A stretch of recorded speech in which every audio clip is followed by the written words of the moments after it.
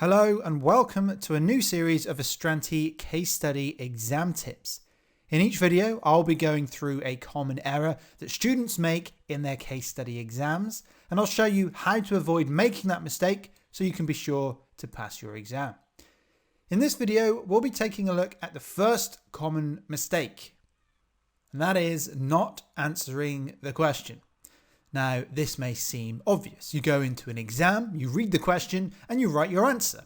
Well, in theory, it's simple, but in practice, it can be a bit trickier than that.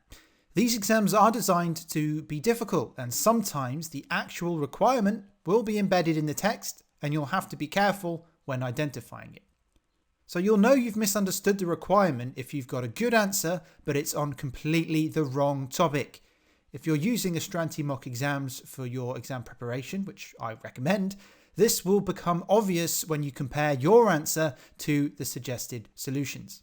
Equally, if you're getting marking and feedback from one of our tutors, they'll soon point out to you that you've misunderstood the requirement. It's also important to understand the meaning of the verb. Evaluate is not the same as explain. Evaluation means to ascribe a value, either good or bad, right, wrong, yes we should, no we shouldn't. If you're asked to evaluate and you don't, then you will miss out on marks. So how can you avoid making this error? Well, first of all, you need to learn how to identify the requirements. And that will take some practice. And you can get that from our case study series on how to pass the case study. We've got a whole chapter and video on how to identify the requirements. And I'll be giving you a quick demo of how to do that in a moment.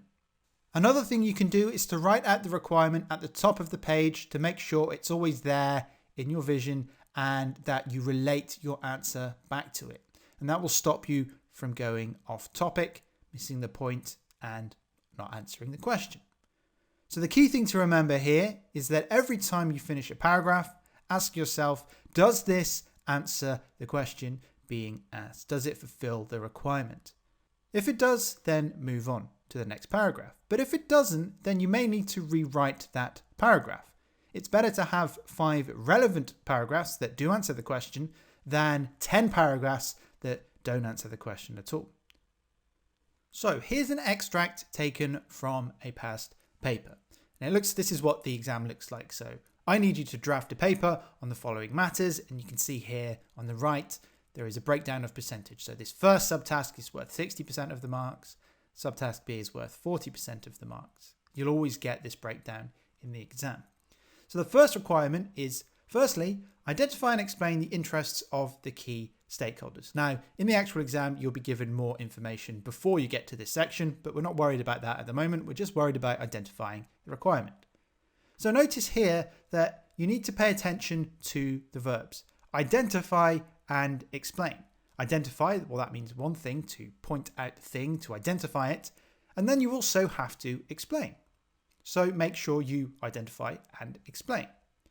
In the second requirement as well, you're asked to evaluate the CEO's proposal that the 4 executive directors should collectively own and manage the risk of users, etc., etc. Now, it doesn't matter too much what this is because we're not actually going to answer the question here. What's important is that you evaluate the proposal. And that means you must come to a conclusion and justify it. Remember, you ascribe a value on something, say whether it's the right or the wrong thing to do. So how are you going to do that? Well, that's where structure comes into it. So to evaluate a proposal, you're going to look at briefly the proposal, then you look at the arguments for the proposal, the arguments against it, the justifications for the arguments for and against it, any counter arguments, and then you come to a final judgment and conclusion and recommendation. That's what you must do with an evaluation. So you can see how you could miss the point here, how you could not answer the question by going through the proposal, maybe, but failing to go on to give arguments for and against.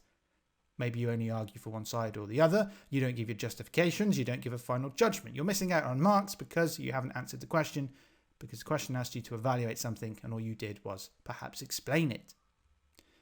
Going back to the first question as well, you're asked to do 2 things here, identify and explain. Well, those are 2 separate things. First of all, you need to identify the relevant stakeholders. So there's lots of different stakeholders a company may have, but you need to identify the particular ones that are relevant in this matter. That's the first task. And then you need to explain their interest.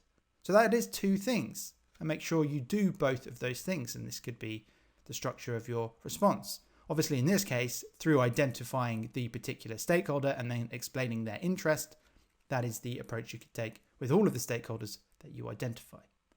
So, in summary, take notice of the verbs because they matter.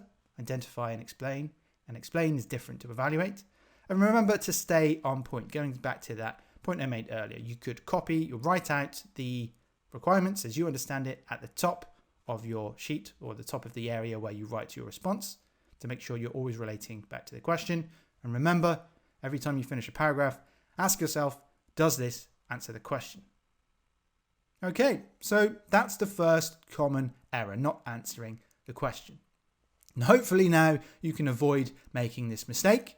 And even if you do make the mistake, you can identify where you've done it and you can learn from that mistake. Failure, after all, is an important lesson, but you'd much rather fail in a mock exam than in the real exam. So I highly recommend sitting mocks in preparation for the case study. That's all for now. The next common error we'll be looking at in the next video is a poor writing style, and I'll be showing you what that looks like and how you can avoid it. So thanks for watching, and I hope to see you there.